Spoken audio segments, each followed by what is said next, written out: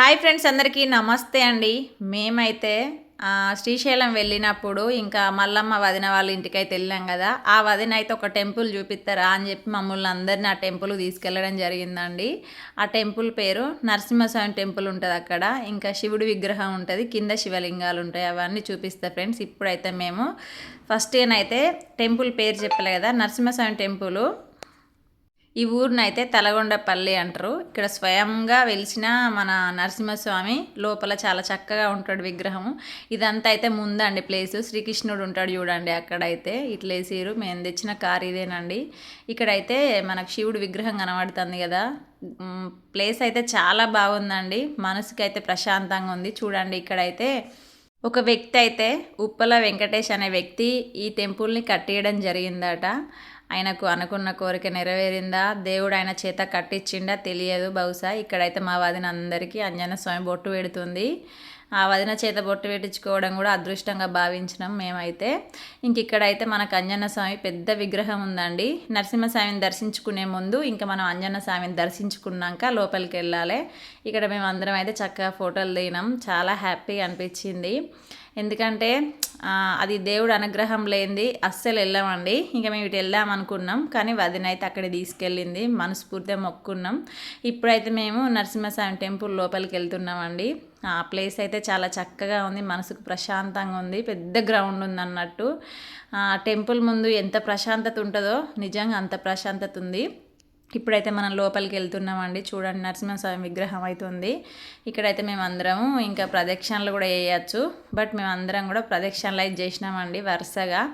ఇక్కడ ఆ గుట్టని పట్టుకొని మొక్కితే మనకు అనుకున్న కోరికలు అయితే నెరవేరుతాయని వదిన చెప్పింది. మేము అందరం అయితే దండం పెట్టుకున్నాం. ఇదేనండి లోపల టెంపుల్ ఇలా ఉంటుంది. చూడండి, ఇక్కడ పెళ్ళిళ్ళు కూడా చేస్తారంట ఈ గ్రౌండ్లో మాత్రం. ఇంకా ఆ దేవుడు ఎక్కువ ఏంటంటే నరసింహస్వామి టెంపుల్లో చాలా పెళ్ళిళ్ళు జరుగుతాయి. ఇదేనండి అస్సలు విగ్రహము. మన పైన ఏదైనా దుష్ట శక్తులు ఉంటే కూడా మనం నరసింహస్వామి గుళ్ళో నిద్ర చేయడం వల్ల నరసింహస్వామి అయితే వీటిని పరారు చేపిస్తాడు. అంటే ఆ నరసింహస్వామి దగ్గరికి అస్సలు రావన్నట్టు దుష్ట శక్తులు అనేటివి. చాలా అంటే నాకెట్లా తెలుసు అంటే, మా అక్కకు కూడా గతంలో ఇట్లా చేతబడి చేస్తే మేము నరసింహస్వామి టెంపుల్లో నిద్ర చేసినామండి. టెంపుల్ పక్కకు వచ్చి మా అక్కను కూడా పిలిచినాయి అన్నట్టు ఆ శక్తులు అనేటివి. ఆ టెంపుల్లోకి మాత్రం అస్సలు రాలేవు. నేను కళ్ళారా చూసినా కాబట్టి లైవ్లో మా అక్కకే జరిగింది, ఎవరికో కాదు, మా మూడో అక్కకు. అట్లా నాకు చాలా అనుభవం అండి. ఇంకనైతే మేము ఇట్లా పడి వెళ్తున్నాం. ఈ నరసింహస్వామిని దర్శించుకున్నాం. ఇప్పుడైతే మేము శివుడి దగ్గరికి వెళ్తున్నాం అన్నట్టు. వెళ్ళడానికైతే రోడ్డు చాలా బాగుంది. పెద్ద విగ్రహం, కింద శివుడు ఉంటాడు. ఇంకా శివాలయం దగ్గరికి వెళ్తున్నాం కదా. వెళ్ళడం అయితే చాలా బాగా అనిపిస్తుంది. అట్లా నడుచుకుంటా మాట్లాడుకుంటూ వెళ్తా అంటే దూరం నుండి వెళ్ళి చూస్తేనే ఆ విగ్రహం అంత చక్కగా కనబడుతుంది శివుడిది. ఇంకా ఇక్కడికైతే ఒక్కొక్క టైంలో ఎప్పుడు శివరాత్రి అప్పుడు కానీ ఇంకా పండగలు వస్తాయి కదా శివుని, అప్పుడు ఏంటంటే అఘోరాలు కూడా వస్తారండి. ఇక్కడనైతే వాళ్ళతో దిగిన ఫొటోస్ అవన్నీ అయితే ఈ టెంపుల్ దగ్గర ఫ్లెక్సీ మీద ఉన్నాయి. చాలా వరకు చూసిన నేను. వీలైతే అవి కూడా మీకు చూపిస్తా. ఇదేనండి మనకు టెంపుల్. చాలా పైన గుట్ట మీద కట్టిర్రు అన్నట్టు ఆ శివుడి విగ్రహము. ఆయనను చూస్తే 2 కన్నులు సరిపోవు అనుకోవాలి. నాకైతే అక్కడే ఉండాలనిపించింది, మస్తు అనిపించిందండి. మీరు ఎవరైనా హైదరాబాద్ ఉన్న వాళ్ళు లోకల్లా ఈ టెంపుల్కి అయితే వెళ్ళండి, దగ్గరనే మనకు. చూడండి, ఇక్కడికి వెళ్ళి అక్కడికి లాంగ్. నేను మళ్ళీ రిటర్న్ కూడా తీసింది అన్నట్టు. నరసింహస్వామి టెంపుల్ని చూపించిన మళ్ళీ రిటర్న్ నేను శివాలయం గుడికి వెళ్ళి. ఇక్కడ చూడండి, శివలింగం అయితే ఇలా ఉంటుందండి. స్వయంగా వెలిసిందే ఇది కూడా.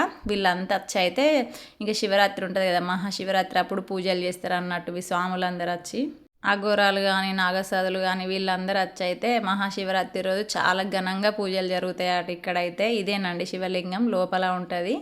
అది కూడా వీలైతే మీకు చూపిస్తా. కాకపోతే లోపల వీడియో తీయలేదు, ఎందుకంటే తెలియదు కదా తీస్తే ఏమంటారు అని ఒక భయం.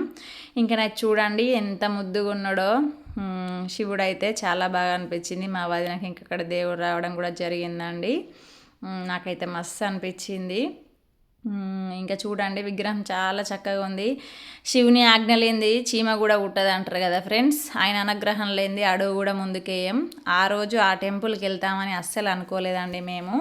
కాకపోతే ఆ దేవుడు అయితే మా వదిన ద్వారా మమ్మల్ని అక్కడికి రప్పించుకున్నాడు. నేనైతే నిజంగా నమ్ముతా దేవుళ్ళని చాలా. ఎందుకంటే పీల్చుకునే గాలి కాడికి వెళ్ళి దేవాన దేవతలు పెట్టిందే. మనకున్నది చిన్న ప్రాణం, అది ఏ నుండి పోతుందో ఎవరి తెలియదు. ఇచ్చింది శివుడే, తీసుకుపోయేది ఆయనే కాబట్టి ఆయనే మనస్ఫూర్తిగా మనం మొక్కాలండి.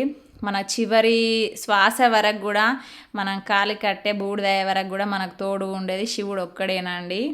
నాకైతే చాలా బాగా అనిపించింది. మీరందరూ కూడా ఈ టెంపుల్ని దర్శించుకోండి, అనుకున్న కోరికలు అయితే నెరవేరుతాయంట.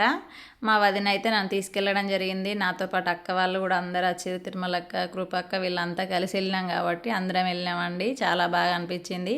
మీరు ఎవరైనా ఈ వీడియో చూస్తే కామెంట్ చేయండి, లైక్ చేయండి, స్కిప్ చేయకుండా చూడండి. ఉంటా ఫ్రెండ్స్, బాయ్.